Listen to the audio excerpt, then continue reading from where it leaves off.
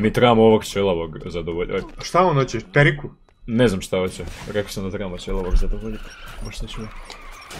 Pa ti zadovoljavaju dekicu, mislim ti si mlad, žilav. Žilav. Mi trebamo, ne znam jel trebamo ovo ili... da, by the way, ti se možeš pretvoriti u fotelju.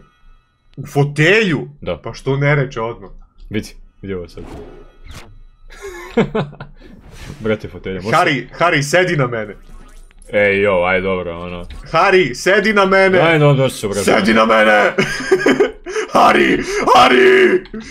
Dolazi ovamo! Sedi na mene. Drew piše, pauza. Jel igrate zajedno na jednom kompu? Da. Ja sam sad fizički u stvarnom svijetu pored njega. Dobro, daj prekini me ganjat s tom foteljom.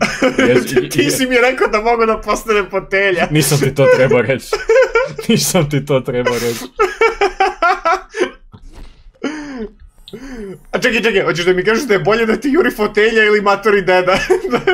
Harry, dođi vam. Pa ne znam šta je gore, istina. Harry, sedi na mene. Ajde, matori. Harry, sedi na mene. Kako bolesni.